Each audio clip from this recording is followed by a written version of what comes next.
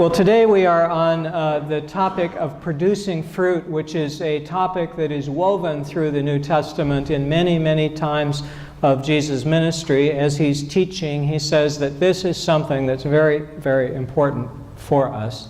And today, as we look at this topic, we're going to be looking at it from the teaching of Jesus in John chapter 15, starting with the first verse. Just to get you, so you have an idea of where we're headed, Jesus in this conversation gives us three categories of people to think about. The first category is people that are not connected with Jesus. So there's a group of people who may have heard about Jesus, may not have heard about Jesus, but regardless, they don't want to have anything to do with Jesus. Jesus, they might think, is a nice prophet, or they might have contempt for Jesus, but they don't have a connection, whether or not they have an opinion. So a person can have an opinion separate from having a connection with Jesus. Second category is the people that are connected to Jesus, but they're not producing any fruit. There's no evidence in their lives that they're connected, even though they say they are. And the third category is that people who are connected and are producing fruit. That there's some evidence. You can see, oh yeah, I can tell you're connected to Jesus. Look at that. Nobody else is doing stuff like that. So we're going to look at these three categories as we work our way through these verses. Jesus says, I am the vine, I'm the true vine, and my Father is the vine grower. So if you aren't familiar with Jesus and his parents, Joseph, his stepfather, is dead by this time. Jesus is not referring to Joseph being the vine grower. He's saying God is the vine grower. I'm the vine, Jesus says, I'm the true vine. God is the vine grower. So God is the one in charge of the growth, tending the vine, making sure it produces fruit. First group we're going to look at is people who are connected to Jesus but not producing fruit. What happens to those folk? Jesus says, my Father removes every branch in me that bears no fruit. If you're connected to Jesus and nothing's happening, there's no evidence of it, you're going to get cut off. Because that space, or the resources you're drawing from Jesus, will be far better used by somebody else. You're sapping resources from the vine, but it's not going anywhere. Now, how can this be? Well, there's a couple ways that this can happen. One is when you have the kind of connection that little kids do when they're fighting, and one says, I'm touching you. I'm touching you. Well, some people have that attitude towards Jesus. They say, I'm touching you, but they're not really engaged. They're not really in his presence. They're not really intending to have any relationship except to poke at him. Or to say, oh yeah, I'm connected. Well, they're not. They may think they are, but that's not enough of a connection to produce fruit. To produce fruit, you really need to be in Jesus' presence, with your eyes on Jesus, focusing on Jesus, listening to what he says, doing what he tells you to do. And out of that relationship, you will begin to produce fruit. Second way to be connected to the vine and not producing fruit. Jesus describes this in a story about producing fruit, where he's talking about seeds. And he says there's some seeds that get planted and they grow into a great bush that looks wonderful, but there's no fruit. Why is that? The reason in Jesus' story is that the cares of this life are choking the plant and keeping it from producing fruit.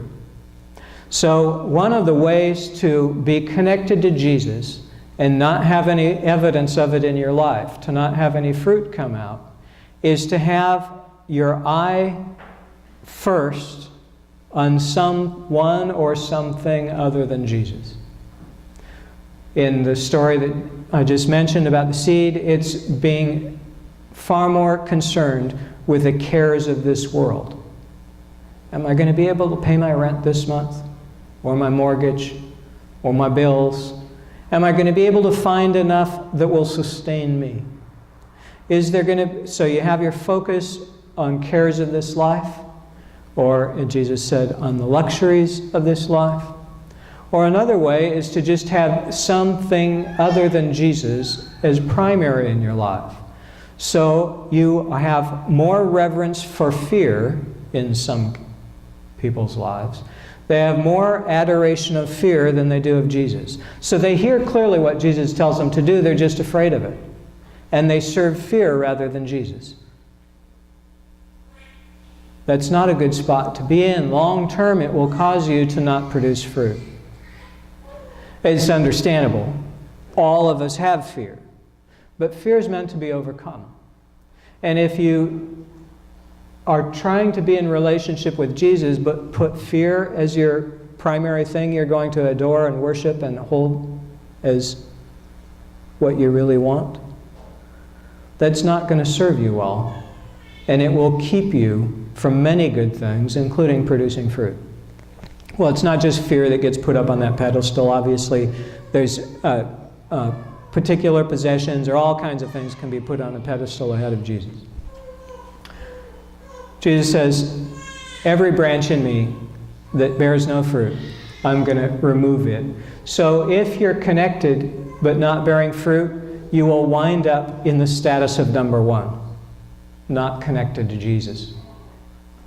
You started out wanting to be connected to Jesus, perhaps, but God's going to remove you. Next, we're going to look at people who are connected but are producing fruit. Jesus says, every branch that bears fruit, God prunes to make it bear more fruit. I don't know if you know what this looks like in your life. I don't know if you've done any gardening or any pruning. We have some trees out there that for a decade or so I called hawthorns because that's what I was told they were, until I wrote about it and Charlie told me, you know, that's not what they are. But the advantage of calling them hawthorns is I can pronounce that. And the real name for the tree, it starts with an M. That's about as much as I can do. Those trees, when we prune them, which is going to be soon. So if you like them how they are now, take a picture. Because they're infested by bugs and have been for a long time. And the only way and we're going to prune them and then spray them and try and get rid of the pests that are destroying those trees, or significantly harming those trees. When we prune the tree is going to think, you're trying to kill me. And eventually the tree will recover a little bit and realize, oh, you left the trunk intact, and the long term, you're not trying to kill me. You're lopping off everything I've done for the last 5 to 7 years. It's going to be gone. Just gone. And the tree's going to think, what was I even working for? Why are you doing this to me? Now, maybe the tree isn't going to think like that. I don't know. But if you think trees don't think, that's just because you have a snobby English language attitude, and you think that if someone doesn't speak English, they don't have thought. And I'm not going to press you, but there's a lot of scientists who are just as foolish as you. All of creation cries out the glory of God. It's got some language. So the trees out there, when we prune them, we're going to take off 5 years of growth or 7. When God prunes you, it may feel like, what are you doing? I've been working so hard on that.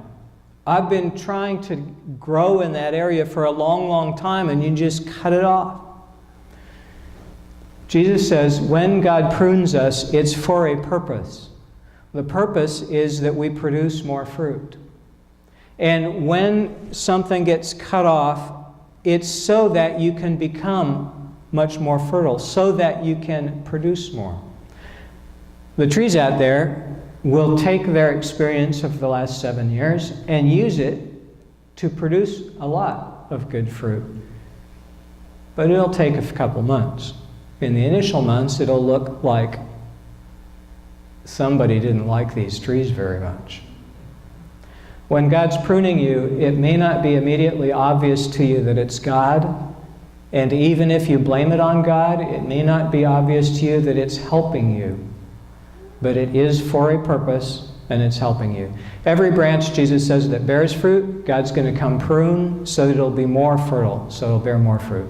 So abide in me as I abide in you. Just as the branch cannot bear fruit by itself unless it abides in the vine, neither can you unless you abide in me. Jesus says, those who abide in me and I in them bear much fruit. But apart from me, you can do nothing. So this gets at a question that is important to our conversation today. What kind of fruit is Jesus talking about? We're in a kind of award season. Last month, this month. So there are a number of entertainment, sports, and various media events around award ceremonies or strategic games. At the end of today, there's going to be a team probably that's gloating or happy, and it'll be in the record books, and it'll be reported for a long time as a victory. You do not have to have won a Super Bowl to get into heaven. And good news for whichever team loses, if you lose the Super Bowl, you're not excluded from heaven, although some fans might exclude you from their homes or something, but God won't. Many people today think that the fruit that is important should be the fruit that gets recognition. So when the choir is just thinking, oh, that's awesome, that's really good, that's nice. And we like hearing the applause of our friends and the encouragement of our friends. But that's not the fruit God's looking for. When someone won the Grammys, or coming up the Oscars, it's awesome if everyone in your industry says, what you did, that was the best of the year. That was just great. And you may be in an industry where you're getting lots of accolades. That's nice. That's not the fruit God's looking for. When you get to heaven, God's not going to ask, how many Oscars did you get? No Grammys? Tracy and Vance have a couple years to work on this. But it's not going to get them into heaven, even though it'll be awesome when it happens. And we'll all be going, yay, I knew them back in the day. The awards that we work for on earth are often nothing to do with God's kingdom. And here's this verse is how you can tell this. Jesus says, apart from me, you can do nothing. Can someone win the Grammys without knowing Jesus? Oh, yeah. They can be antagonistic to Jesus and win the Grammys, the Oscars, the Super Bowl, any of your industries, whatever the awards are for those industries. Person can be at the top with or without Jesus. So the kinds of things that you think are so great when someone gets to that pinnacle has nothing to do with the fruit that Jesus is talking about or that God is looking for at the end of your life.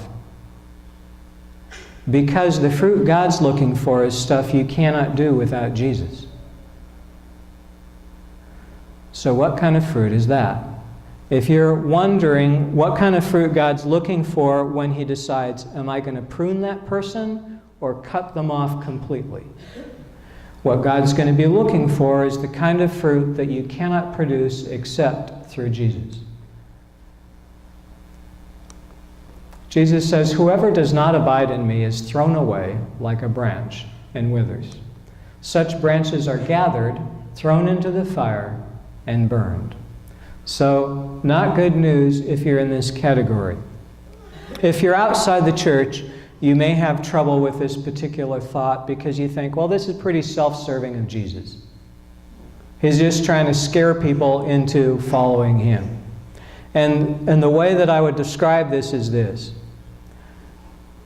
You have a couple options. One is that you might think Jesus is not true. What He's saying is not true. He's a madman or he's a charlatan or something. And He's just trying to scare people into following Him. And then you should conclude some things about these statements.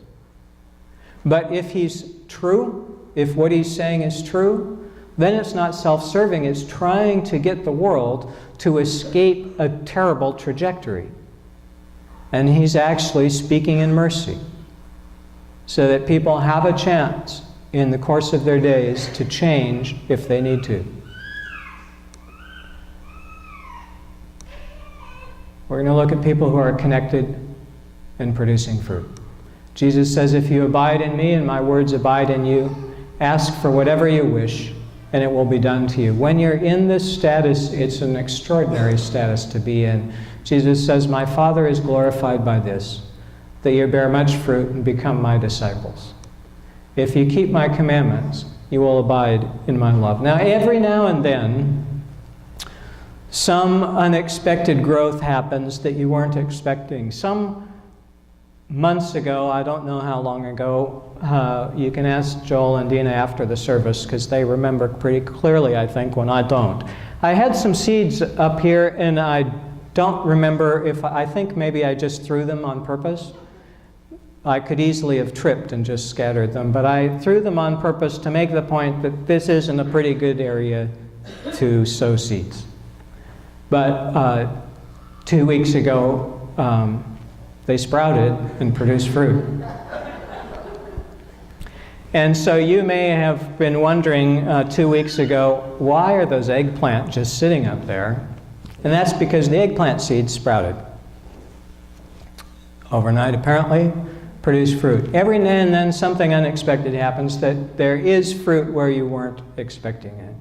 But for the most part, fruit takes a while to grow. So I didn't bring the clipping. There's a guy who decided to help his 12-year-old relative because she was having math problems. And he was a computer science guy from MIT and could help her with math. So he began tutoring her. And when the family heard that there was free tutoring going on, eventually 15 other related cousins and stuff got in on this and started calling him for help with their math. At some point, someone said, well, how are you going to scale that? Because computer science, you're talking about scaling a lot. Are you going to scale that so it's more than just 15 people that you're tutoring? And he said, well, I could make a video. So he made a video and put it on YouTube so that other people could watch. And after, I think it's about 4 years, the videos were getting enough traction, enough people watching, so that he decided to quit his job and work just on these instructional videos. Another year goes by, and he gets a text from a woman who says, I'm in the middle of an idea place where people are presenting their ideas.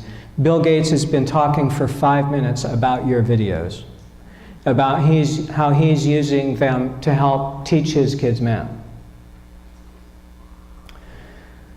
Yeah, wow. Now, that wow experience came after 5 years of, would you help my 12-year-old? Would you help 15 12-year-olds? Why don't you do some videos and just see if anybody... It was a long course. At any point, he could have quit. Well, that's enough videos on the internet. But he kept on and kept on and kept on until there was finally a lot of fruit. When you're looking for fruit, if you're at the initial stages, you might see only buds. It's okay, God knows what's developing. But by the end of your days, no fruit, you got to go to the fruit store and buy something, or I mean, that's not what you need to do. You need to be in conversation with God about it, because God is looking for fruit from your life. We're going to take a moment for prayer.